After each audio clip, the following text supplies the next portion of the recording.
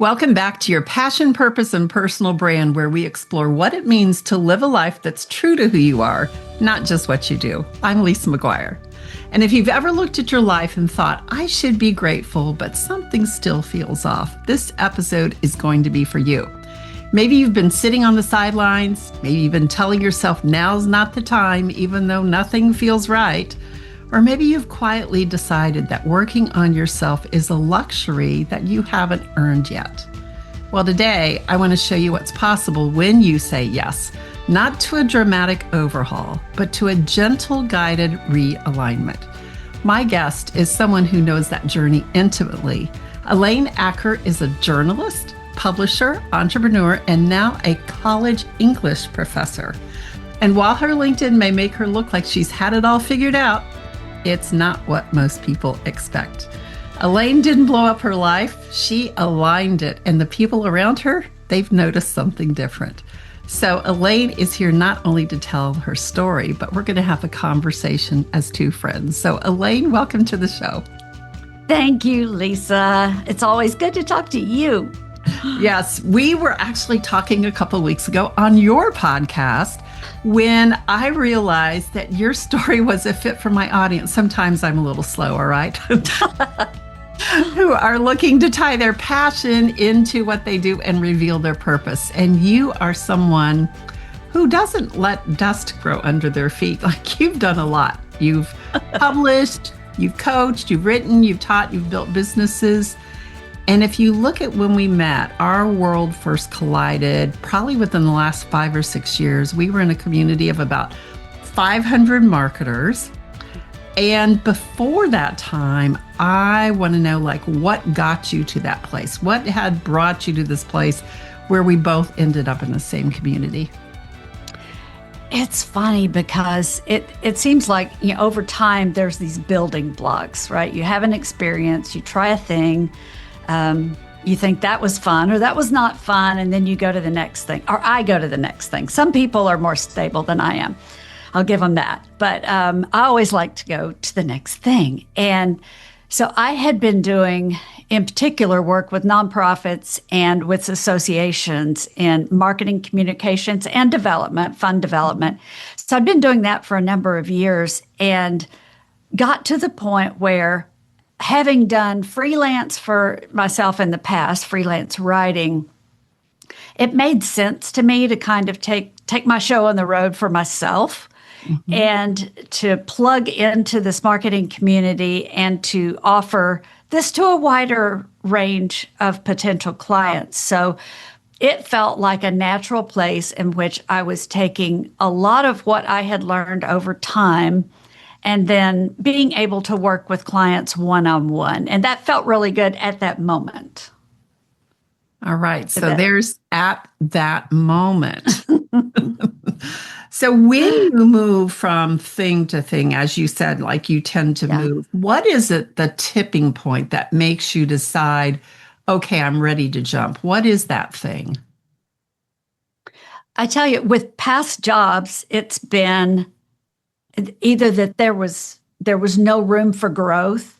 And you know what? It's really that there was no room for learning, that I could not learn something new. So it wasn't even about necessarily climbing the ladder, but I have to be learning and doing new things. And when I would, in my last full-time role, if I would put together a proposal or suggest that something change with either the structure of the organization or with my own role, and that was met with some resistance, I don't do well in an environment when things can't evolve. So that has been probably a big trigger for me in the past. Yes, and there are those people who are naturally wired to always be improving, to be lifelong learners, to be always growing. And when you are naturally wired that way and you're in an environment where you feel constricted, it's almost like you can't breathe. Yeah, definitely. That's a good description. Yeah. So as I was doing my own thing, watching you do your own thing, and the 498 other marketers were doing their own things, right? Like all of us were doing it all and doing a lot of cross collaboration too. I do want to mention Yeah. that was Yeah. one of the beautiful things about being in that community of, doing our own thing alongside each other, which Hmm. that is what I see really the world needs today is that collaboration, is that walking along because being an entrepreneur can be very lonely, can it? It can. And after a while you feel isolated and Mhm. you wonder if you're doing the right things or making the right decisions or reinventing the wheel. And for me, being part of that community also meant that I didn't have to reinvent the wheel every step of the way. There was somebody who was willing to share what they had learned Mhm. and be part of, I guess, getting around that learning curve even faster, which was wonderful. Yes. And the things that you were not naturally talented at, you could find someone to take off your hands and still be able to Yes. move your client too.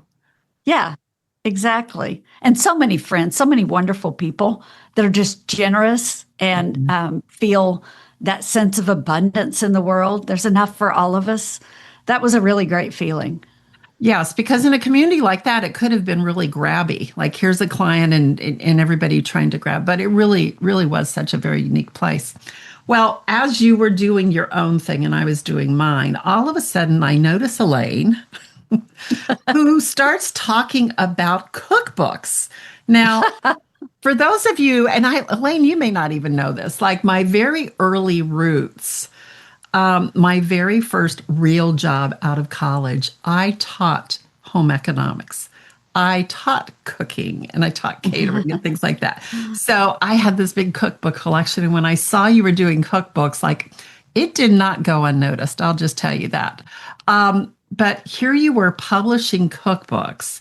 And what I really loved is you were publishing cookbooks that would really tell a family legacy story. Can you tell us a little bit about that, how you got into that? It's so funny. Once upon a time, my mother was trying to get me to cook. And I told her then, I said, if I want to cook, I'll get a book. So being a little smart aleck. But it's ironic. She would find it highly amusing, that I ended up publishing cookbooks. But it all started with the idea that number one, food brings people together. We know that.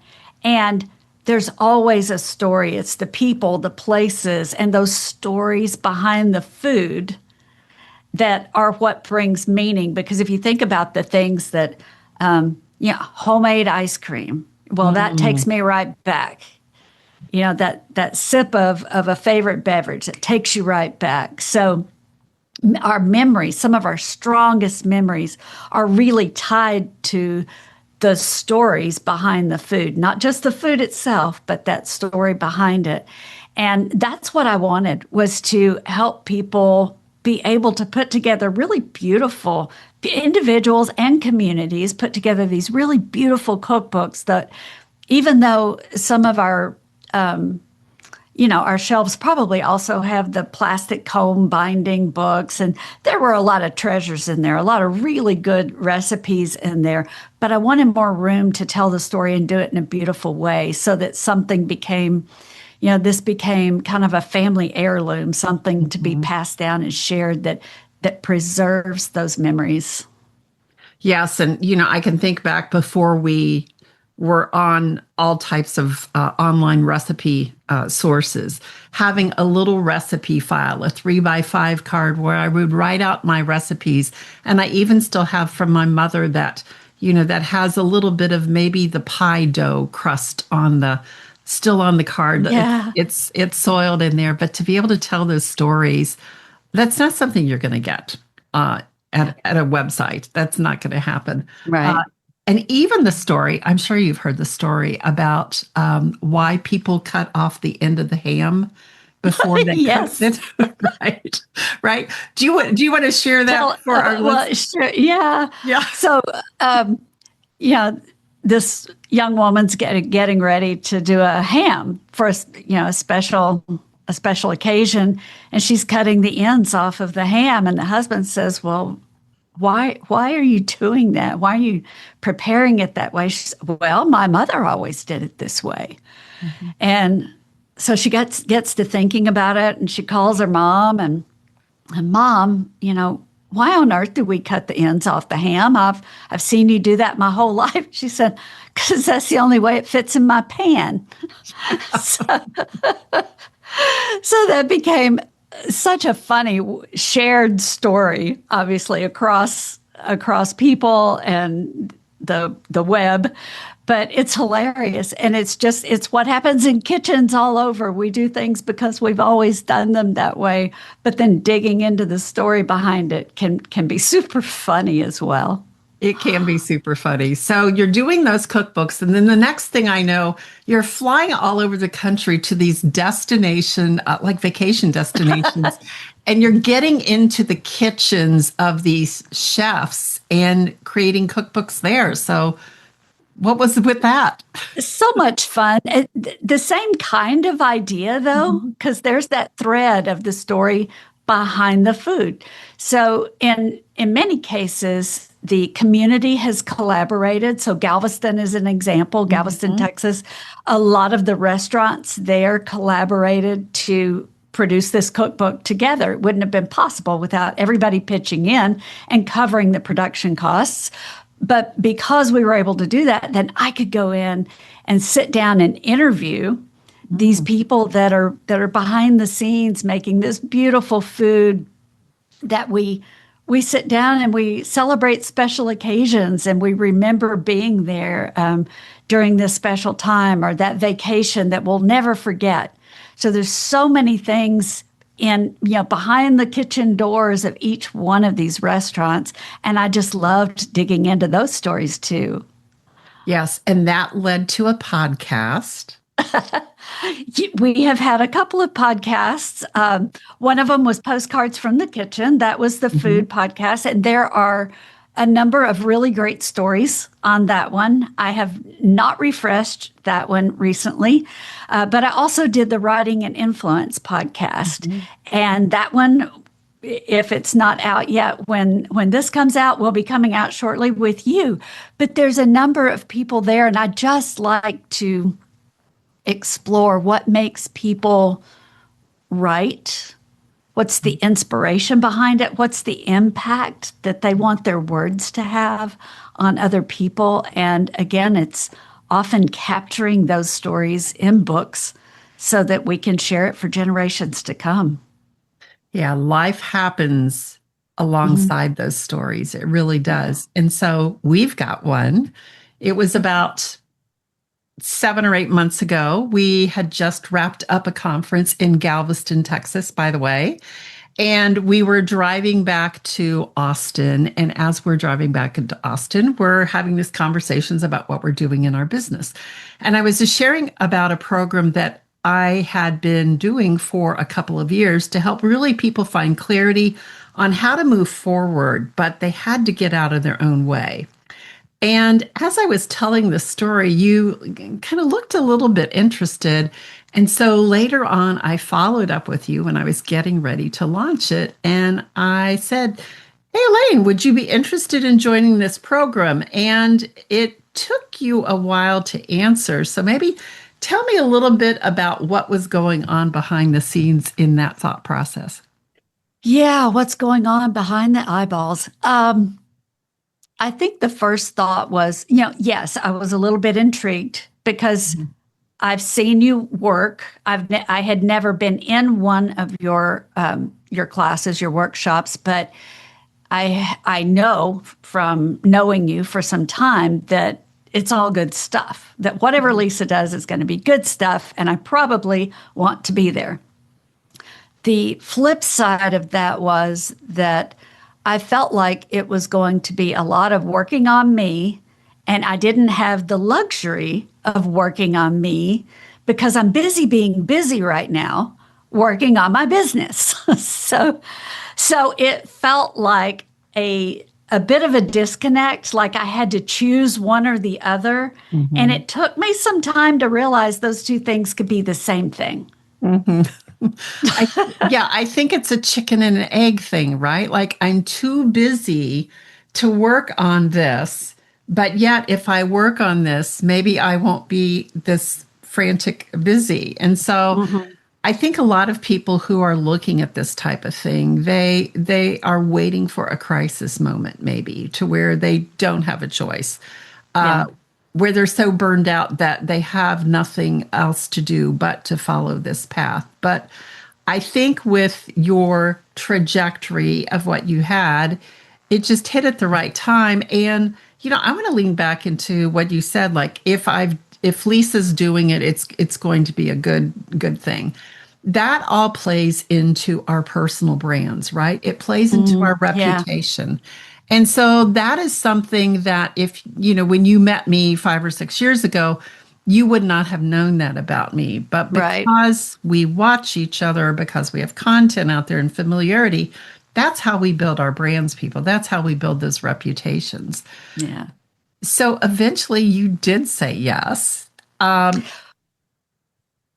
was kind of funny the way this unfolded, though, because I'm still in the back of my mind I'm saying yes, probably, but not quite all in, and simultaneously I think sometimes the universe kind of dips in and gives you a nudge, and my business was a little bit slow, and so I had been doing some journaling and thinking and not all the things, but some of the things I had tried in the past, I was trying again, and they didn't have the same effect. It didn't roll out in the same way. And so it was really giving me pause. And it was in that pause that I had a chance to actually kind of be a little bit quiet and listen to myself and think without some of that busy, frantic energy, just to think about what I really loved and what I did not like so much, and perhaps start to make some decisions about what I did and didn't want to do. And then all of a sudden, now this is a good fit for me. When you start talking about, your passion and purpose, okay, now I get, why this is good. And it's good timing, as you said. So it did turn into a yes, and to perfect timing, because I was kind of forced into this quiet space. But before I said yes, so you didn't force me. I just want to be clear about that. Okay, good. But yeah, let me clear that up. But it was just a moment before I said yes, where I was being quiet and kind of thinking about what I would do if I did something I truly loved. And then working with you became an obvious yes and choice. So I want to go back to what you were talking about, like working on yourself seems indulgent.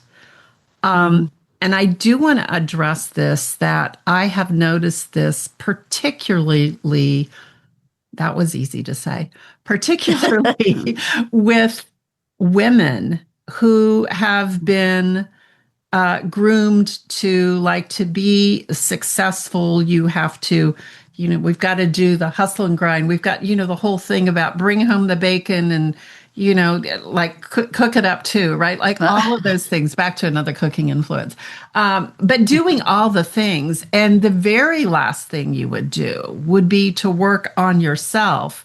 And if you did, we almost got the message that that's a little bit selfish to do. Definitely. I can't think of a better way to frame it than that, because it just doesn't seem like something that you're naturally allowed to do. And look at that word, allowed. I know you're an English professor, but allowed. I chose that word. I'm sure you did. I know you're a brilliant writer, but and so, going into this, making that decision, and a lot of people, when they walk into a decision to work on themselves, they really don't know what to expect when they start, I'm going to call it a realignment, right? Because if you are at a certain place and you know you want to get to a different place, you're trying to really realign your life, realign. And I do want to call out that this program at that time was called Next Steps to the New You. And through pausing myself and talking to people such as yourself who were in the program, what I came to realize is people don't necessarily want a new you. They want a realignment, right? They want to maybe get a reset. And so when we look at that, that seems maybe a little bit less intimidating. Would you agree? I would agree with that, because everything that I have kind of shifted into since then has been a realignment. It's not something that's new to me. I may have rediscovered something that was important to me and given it time for the first time in eons, but it's not really a new me, but it's a new priority for me. And I think that alignment and understanding that I get to choose how I spend this life and where I invest my time, and then making more deliberate choices about that, it has the influence on every aspect of your life. So it does influence your business, but it also influences how you feel every day. And I can't imagine anything more important than waking up and feeling good about what you've got coming at you that day. Right. And another great word that you pulled out there was you get to choose. And how many of us don't even think that's a possibility? Or we forget. Well, like I said, if I'm busy being busy, I have ideas and I like to chase them. So, I mean, I can take you from idea to launch in about a week on something, which is not always a great thing, because, I know and I have the skills and I just want to follow through and I want to get this thing going. Whereas if you stop and think for just a moment, I know I can do that thing, but is that thing going to be what gives me the most satisfaction, the best sense of fulfillment, the most rewarding thing that has the biggest impact on the people around me? And no, it's not. It's not.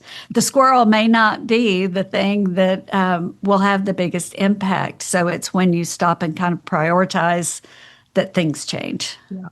And that's really a double-edged sword because, really when you think about it, getting an idea and taking it to fruition and launching, that's something we both have the skills to do. So it's not even like, oh, who could I call to help me figure this out? Like, we know how to do it. And we have all the tools and we know the automations and the whole process and all of that. So that could almost like work to the other side of us. And it is. Because you have so many things you can use to fill your time.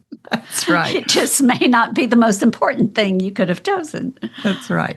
So when you started this program, which was, by the way, I want to say it was back in May, all right, is when we started. I think that's right. Yeah. At that time, you were not an English professor. You didn't have a 5-year plan.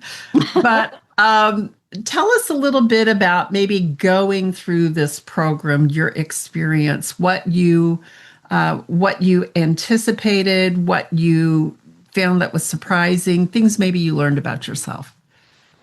Well, I definitely didn't anticipate going into teaching full time. But it was interesting to see how it unfolded. And it wasn't too long into the program until the combination of some of the prompts that you were giving us, the reflection that I was doing, that kind of accompanied with this space and time to think. I guess in the back of my mind, I had always had the idea, I knew I loved to teach.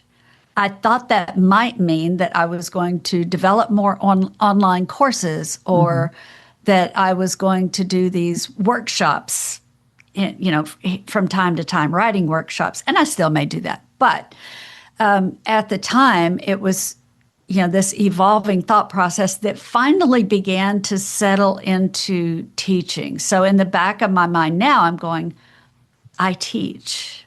But what does that mean? I teach. And then, a few days more reflection and thought. And then it dawned on me, sometimes I'm a little slow too, that I grew up in the piney woods of Northeast Texas, and we were slowly making our way back to the piney woods. And that there are a number of community colleges with students who are growing up in exactly the community that I grew up in, who maybe don't have all the opportunities in the world and don't know what a big wide world there is out there. And I thought, well, I'm just going to check and see. And it became one of those things that happened so fast, because lo and behold, there was a job available at my preferred community college. I sent a note. They responded on a Sunday and said, we would encourage you to apply. So I did. And it all just fell together so quickly. So probably 6 weeks later, I had a job offer, and suddenly we were organizing life around this new teaching position. And I think I called you. So the day after the offer, I had that moment where you go, did I just do the right thing? Because what if? And then there's that, and what if that? And you start to kind of go down the road of, is this really the right thing?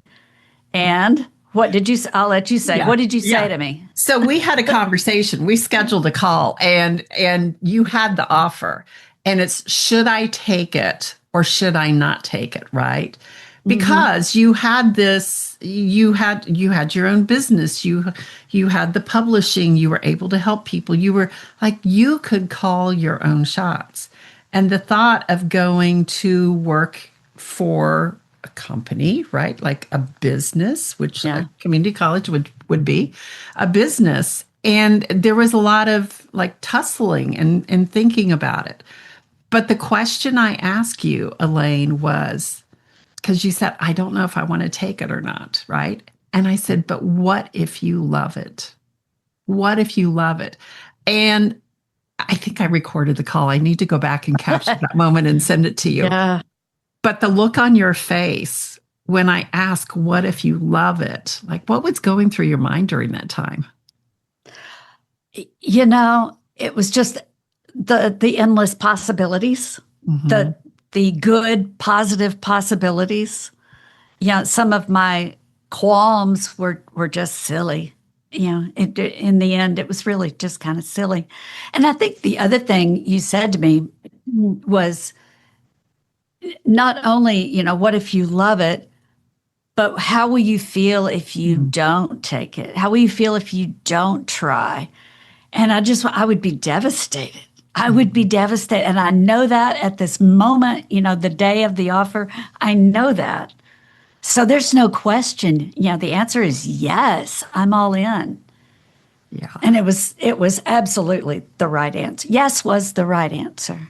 Yes. And I think this really takes it. It's not just your story, Elaine, but I think for all of us, where we have these opportunities and these dreams and these things that we innately have just brewing inside of us. Like we were created to do this, but we tell ourselves this story of what we should do, or we've listened to what people tell us we can and can't do. And I just think for myself, getting to the end of my life, if there was something I had an opportunity to do and I didn't, to leave this planet with that regret, I just don't ever want that to happen. So that's where that question came from. But there are people listening right now that are stuck, that are scared. They may think, I don't want to burn it all down, or I don't know what I want, or maybe I should just stay where I am. What would you say to them? First of all, I did not burn it all down. I shifted, the settings just a titch to be able to, as you say, realign with something that I dearly love, have done before, and had kind of forgotten about. And it makes all the difference in, like I say, getting up in the morning and finding some meaning in that day. So I'm loving what I'm doing. It has just made me also then reevaluate what else I keep in my life. And so to anybody who's kind of hesitating or feels uncomfortable, I would say, find, if you found something like this, like you're saying, the alignment with your purpose, it gets so much easier to decide. It's a decision-making tool to decide what to say yes to and what to say no to. And without getting into all the ins and outs of the program, I can feel it in, actually, I can feel it in my body. I don't know a better way to say that. But when I really don't want to do something, I recognize it now. I pay attention to it now. And I know that this is something I should say no to. And so I don't have to, but it would bring in income or it would help grow my business. I don't have to second guess and find excuses for it.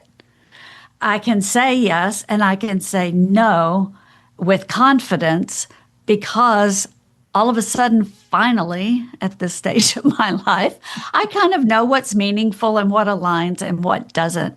And it will, like we talked about, it will have that personal impact, but it will also have an impact on your business and the other areas of your life. Yes. And so, we really haven't got into the details of the program and don't necessarily need to do that here. But would you maybe go back for our listeners and talk a little bit about what really impacted you from being in part of this group? Oh, so many things. Where to start? I think the biggest piece is to start, and this is just a nuts and bolts thing because it's how my brain works. I'm very much about process and how to get some things done sometimes. So I think a big piece for me was establishing new habits. And you had deliberately set up the program so that we had time to establish some new habits. And I think if it had not been set up that way, it would have become like so many things that I've tried and then let go by the wayside. But instead, it became something that I could incorporate into what I was doing every day. So now there's this new routine that doesn't have to take up a ton of time. This is not like a new morning routine, people. This is a thing that it's just a few minutes a day that keeps you fine-tuned and allows you to have a certain awareness around the things that are important to you. Yeah, I think not only what's important, but I remember, and what I've seen over and over as people go through this, is the aha moment when people realize they've been carrying these stories their entire life that now are front and center in front of them. Yeah. And they get to choose, right? Yes. And Lisa, the other piece of that, again, back to kind of a how-to, because I like to understand how it works. When you go into like an individual's saboteurs, so the things you're able to finally put a psychology label, if you will, on some of the things you've been doing your whole life. And what may have been seen as a character flaw at some point by somebody in your past, you can look at with a real practical lens and go, oh, okay, that's normal. That's how certain people are wired, and this is how I manage that if this is happening to me. So to me, it was also learning the very practical psychology pieces of the program so that I could recognize and not judge. This is a big piece of it, but I could recognize and not judge the thing that was happening to me, but just go, oh, yep, there's that thing. Okay, now I'm going to do this and it'll be fine. Yeah. So And that was different. yeah, it is. And I think the other thing too for our listeners, this is not therapy. I'm not a therapist. This is not therapy. It is based on neuroscience. So this is not nebulous type things. This is a systematic program used the world over. Very successful Olympic athletes, high performers, top Fortune 50 companies, like tons of people have been through aspects of this program, not necessarily mine, but aspects of it. Yeah. And what happens, I think, too, is the feedback I've heard from participants is not only are you more aware of what you are doing, but you give others grace, whereas before you may have judged somebody for not being like you or coming at you with a particular demeanor. But when we realize that we're all wired differently and this is what they're going through, that's one of the reasons I love the group aspect of this. Yes. And the really special piece of being part of that group, I don't know how you do it, but you've created an atmosphere in which people do feel comfortable sharing. And when you see so many different personalities on display and then sharing, where their saboteurs are, what their strengths are, and how they navigate some of these differences in behaviors and how we're wired. That helps so much just to be able to see it in action and see other people processing the same information. That group was a very special environment. Yeah. Well, and how I do it is I go through it with you. So, I don't ever want people to think that, I'm anything special. I'm not. I'm just a human like everybody else. I have my own struggles, but to go through it and model what that looks like for others, to be vulnerable and have that space and share some of that. But it's a very special container and a really comfortable place to be. So it's not anything that people need to be. I think people are pleasantly surprised. That I really was, because like I say, I knew you, and I actually knew one of the other participants, but not well at all. And everybody was willing to share and collaborate and really be part of that group. So you can say it's not special, but there's some kind of extra special magic you've got going on in there to make people feel that comfortable that quickly. Yeah. Yeah. Well, really important to do. All right. So now you got those tools in that program. Tell me a little bit about how you're using them, because it's 75 days that we're in that container. Mm-hmm. And you do have access, because as I do another cohort, you're invited back again to the group, and we have the community, and you can go back through some of the techniques again. Tell me how you might see this working in your life today before we start the next cohort here in a few weeks. Oh, so the first thing that comes to mind is if there is something that is producing anxiety or an extra level of stress, I feel like I have the tools to dial it down, to see it and dial it down. And it doesn't have to take half the day or overnight to rest up and recover from the spaz that I just had. It can take a minute to kind of get a hold of yourself, get grounded, and get back on track. And that's an amazing gift. That's worth the price of admission right there, because it saves time. On top of everything else, it saves time, it saves stress, and it keeps you focused on whatever it is that really matters without letting you get so distracted by whatever frustrations and things that are happening around you and ratcheting it up. Yeah, I think, it really gives you a different view of productivity planners. Productivity planners are just something else you need to do and to be distracted. But if you can clear out all of those other things out of your way, it does. And the thing that tickled me so much, Elaine, was people in the program coming in saying, my business coach is asking what I'm doing different. Or I think one person even said, my banker mentioned something. Yes, they did, because people can see it. I had people that I know who, it was toward the end of the program, and I didn't immediately make the connection because some things had changed by then. And so I thought, well, it's just because I'm happy in making this switch. And I went, okay, but yeah, the reason I'm happy in making this switch is because of the things that I got out of this program. And so, yeah, I had people saying, you seem really comfortable right now. You seem really happy right now. Like, yeah, thanks. I am. Yeah, there's nothing like waking up in the morning and being so excited to go do what you love to do. So, Elaine, I just applaud you for taking that leap, choosing yourself, being part of this, and now you've got a tool that you can use the rest of your life. But I want to ask you, how does teaching work with some of those other things you're doing? So are you solely focused on teaching? Do you maybe have some other things going on? Luckily, English and the other things going on all involve words. So I'm just the word nerd. So I guess at school, I'm teaching writing for the most part. That eventually I'll be teaching literature as well. But right now, writing is the focus and spending a lot of time on that. But I will still be working on ghostwriting books for individuals. I'll probably do 1 or 2 a year instead of 4. So it's a scaling thing.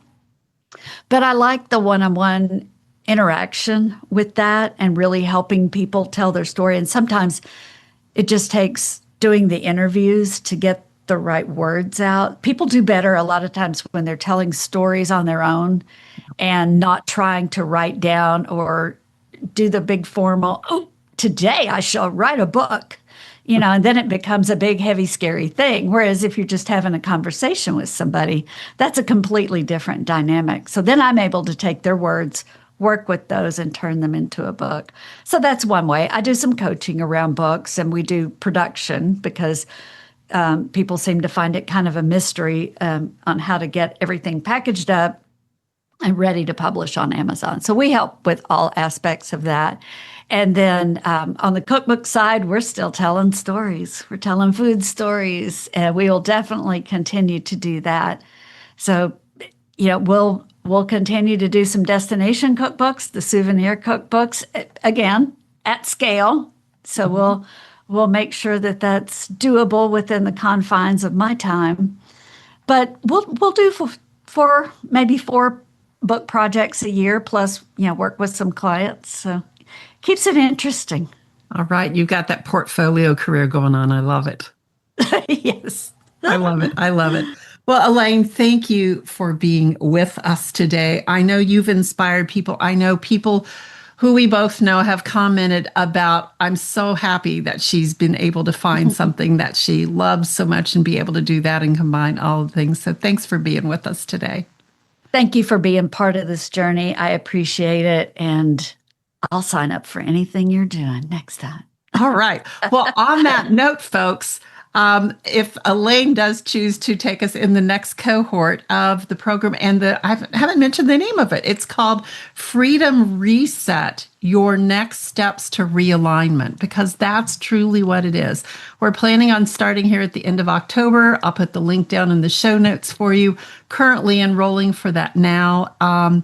It is 75 days. It doesn't take a lot of time, as Elaine said. We do have a Slack workspace where you check in every day. I do coach everyone in that program every day. And then once a week, you have a 1-hour on-demand training.